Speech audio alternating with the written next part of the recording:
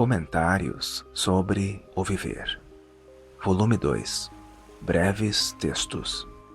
Livro de Jiddu Krishnamurti. Morte. O rio era muito largo nesse trecho, quase 1,5 km, e muito profundo. No meio do rio, as águas eram claras e azuis, mas perto das margens, elas eram manchadas, sujas e lentas. O sol se punha por trás da grande cidade espraiada rio acima. A fumaça e a poeira da cidade davam um colorido maravilhoso ao sol poente, que era refletido nas águas amplas e dançantes. Era uma linda tarde, e todas as hastes de grama, as árvores e os pássaros cantando estavam imersos na beleza atemporal. Nada estava separado, fragmentado. O barulho de um trem chacoalhando sobre a ponte ao longe era parte dessa quietude completa. Não muito longe, um pescador cantava. Havia amplas faixas de terreno cultivado ao longo de ambas as margens, e durante o dia os campos verdes e exuberantes eram sorridentes e atraentes, mas agora eles estavam escuros, silenciosos e recolhidos. Desse lado do rio havia um grande espaço não cultivado, no qual as crianças da aldeia soltavam pipas e brincavam animadamente, em uma alegria barulhenta, e as redes dos pescadores eram estendidas para secar. Eles ancoravam seus barcos primitivos aqui. A aldeia estava logo adiante, um pouco mais acima do rio, e geralmente tinha cantoria, dança ou algum outro evento ruidoso acontecendo por lá. Mas esta noite, embora todos estivessem fora de suas cabanas e sentados próximos, os aldeões estavam quietos e estranhamente sérios. Um grupo descia a íngreme ribanceira até a margem do rio, carregando um corpo morto sobre uma padiola de bambu coberto com pano branco. Eles passaram e eu acompanhei. Ao chegarem à beira do rio, eles baixaram a padiola, quase tocando a água. Trouxeram com eles lenha de queima rápida e pesados troncos, e construindo com isso uma pira, puseram o corpo nela, borrifando-o com água do rio e cobrindo-o com mais lenha e feno. Um homem muito jovem acendeu a pira. Havia cerca de 20 de nós, e todos nos reunimos em volta. Não havia mulheres presentes, e os homens sentaram-se acocorados, enrolados em seus panos brancos, totalmente silenciosos. O fogo estava ficando extremamente quente, e tivemos de recuar. Uma perna preta carbonizada saiu da fogueira e foi empurrada de volta com uma vara comprida. Ela não parava lá, e um pesado tronco foi jogado nela. As chamas amarelo brilhante refletiam-se na água escura, como também as estrelas. A leve brisa tinha terminado com o pôr do sol. Exceto pelo crepitar do fogo, tudo estava muito quieto. A morte estava lá, queimando. No meio de todas essas pessoas imóveis e das chamas vivas, havia um espaço infinito, uma distância imensurável, uma enorme solidão. Não era algo isolado, separado e dividido da vida. O começo estava lá, e sempre o começo. Logo, o crânio foi quebrado, e os aldeões começaram a ir embora. O último a sair deve ter sido um parente. Ele cruzou as mãos, saudou e lentamente subiu a ribanceira. Restava muito pouco agora. As altas chamas acalmaram-se e só restavam brasas incandescentes. Alguns ossos que não queimaram seriam jogados no rio na manhã seguinte. A imensidão da morte, a proximidade dela E que proximidade! Com a queima daquele corpo, nós também morríamos. Havia uma total solidão e, no entanto, uma não separatividade. Solidão, mas não isolamento. O isolamento é da mente, mas não da morte. De idade bem avançada, com modos calmos e dignidade, ele tinha olhos claros e um sorriso fácil. Estava frio na sala e ele estava envolto por um chale quente. Falando em inglês, pois fora educado no exterior, explicou que se aposentara do trabalho no governo e tinha muito tempo livre agora. Estudara várias religiões e filosofias, disse, mas não viera de tão longe para discutir esses assuntos. O sol do início da manhã estava sobre o rio e as águas cintilavam como milhares de joias. Havia um pequeno pássaro verde e dourado na varanda, expondo-se ao sol, protegido e quieto. Eu vim mesmo, continuou, para perguntar ou talvez para discutir sobre aquilo que mais me perturba, a morte. Eu li o livro tibetano dos mortos e estou familiarizado com o que nossos próprios livros dizem sobre o assunto. As sugestões cristãs e islâmicas com respeito à morte são superficiais demais. Conversei com vários mestres religiosos, aqui e no exterior, mas para mim, pelo menos, todas as teorias deles parecem ser muito insatisfatórias. Tenho pensado bastante no assunto e tenho meditado sobre isso com frequência, mas parece que não avanço muito. Um amigo que o ouviu recentemente me contou algo sobre o que disse. Então eu vim.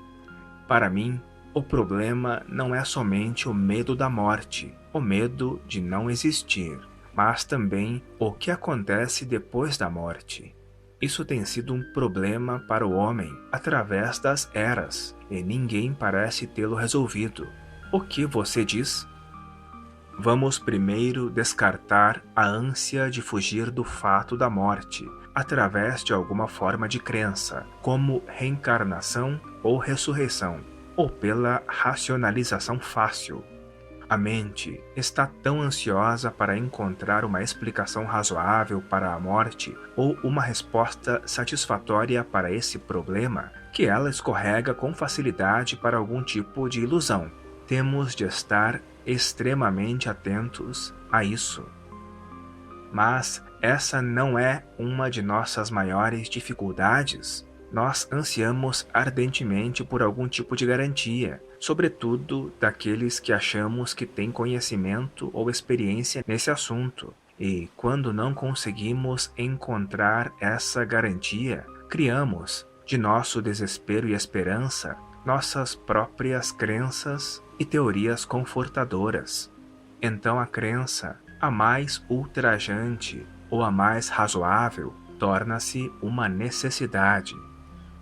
Por mais gratificante que possa ser a fuga, ela não traz, de modo algum, entendimento do problema. Essa própria fuga é a causa do medo. O medo chega no movimento de afastamento da realidade, do que é. A crença, por mais confortadora, tem nela a semente do medo. Alguém desliga-se da realidade da morte porque não quer olhar para ela. E as crenças e as teorias oferecem uma saída fácil. Portanto, se a mente quiser descobrir a importância extraordinária da morte, ela precisará descartar, facilmente, sem resistência, o desejo ardente por algum conforto esperançoso. Isso é bastante óbvio, não acha? Você não está pedindo muito? Para entender a morte, precisamos estar em desespero. Não é isso que está dizendo? De modo algum, Senhor. Há desespero quando não existe aquele estado que chamamos de esperança? Por que devemos sempre pensar em opostos? A esperança é o oposto de desespero? Se for, então essa esperança tem a semente do desespero, está atingida de medo. Para haver entendimento, não é necessário estar livre dos opostos? O estado de espírito é da maior importância. As atividades de desespero e de esperança impedem o entendimento ou a experienciação da morte. O movimento dos opostos precisa cessar. A mente precisa abordar o problema da morte com uma conscientização totalmente nova, na qual o familiar, o processo de reconhecimento, esteja ausente. Temo que não entenda muito bem essa afirmação. Acho que entendo vagamente a importância de a mente estar livre dos opostos. Embora seja uma tarefa difícil demais, acho que percebo a necessidade disso. Mas o que significa estar livre do processo de reconhecimento me escapa totalmente. O reconhecimento é um processo do conhecido, é o resultado do passado. A mente tem medo daquilo com o qual não está familiarizada. Se você conhecesse a morte, não haveria medo dela, nem necessidade de elaborar explicações. Mas você não pode conhecer a morte. Ela é algo totalmente novo, jamais experienciado antes. O que é experienciado torna-se o conhecimento, o passado. E é desse passado, desse conhecimento, que o reconhecimento acontece. Enquanto houver esse movimento do passado, o novo não poderá existir. Sim, estou começando a perceber isso, Senhor. O que estamos discutindo juntos não é algo a ser reconsiderado mais tarde, mas para ser diretamente experienciado enquanto avançamos. Essa experiência não pode ser armazenada, pois, se o for, ela se tornará uma memória, e memória, o modo do reconhecimento, bloqueia o novo, o desconhecido. A morte é o desconhecido.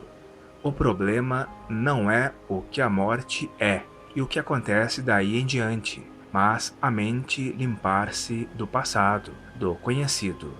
Então a mente viva pode entrar na morada da morte. Ela pode encontrar a morte, o desconhecido. Você está sugerindo que a pessoa pode conhecer a morte enquanto ainda vive? Acidentes, doenças e velhice trazem a morte, mas nessas circunstâncias não é possível estar-se totalmente consciente.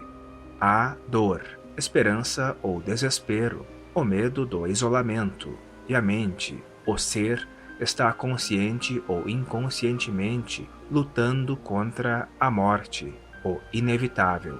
Com enorme resistência contra a morte, nós falecemos. Mas é possível, sem resistência, sem morbidez, sem uma ânsia sádica ou suicida, enquanto totalmente vivo, vigoroso mentalmente, entrar na casa da morte? Isso só é possível quando a mente morre para o conhecido, para o ser. Então, nosso problema não é a morte, mas a mente libertar-se de séculos de experiências psicológicas reunidas, do aumento constante da memória, do fortalecimento e refinamento do ser. Mas como isso deve ser feito? Como a mente pode se libertar de seus grilhões? Parece-me que é necessário uma mediação externa, ou, senão, uma parte superior e mais nobre da mente intervir para purificar a mente do passado. Essa é uma questão bastante complexa, não é? A mediação externa pode ser a influência ambiental ou algo além dos limites da mente. Se a mediação externa for influência ambiental, será a mesma influência, com suas tradições, crenças e culturas, que manteve a mente no cativeiro. Se for algo além da mente, então nenhuma forma de pensamento poderá tocá-lo. O pensamento é o resultado do tempo. O pensamento está ancorado ao passado. Ele nunca poderá libertar-se do passado. Se o pensamento libertar-se do passado, ele deixará de ser pensamento. Especular sobre o que está além da mente é totalmente vão. Para a intervenção daquilo que está além do pensamento, o pensamento que é o ser precisa cessar. A mente precisa estar sem qualquer movimento. Ela precisa estar quieta com a imobilidade da não motivação. A mente não pode atrair isso. A mente pode e realmente divide seu próprio campo de atividades como nobre e ignóbil, desejável e indesejável, superior e inferior. Mas todas essas divisões e subdivisões estão dentro dos limites da própria mente. Então, qualquer movimento da mente em qualquer direção é a reação do passado, do eu, do tempo. Essa verdade é o único fator liberador. E aquele que não perceber essa verdade estará sempre no cativeiro. Faça ele o que fizer. Seus votos, penitências, disciplinas, sacrifícios poderão ter importância confortadora e sociológica, mas eles não terão valor em relação à verdade.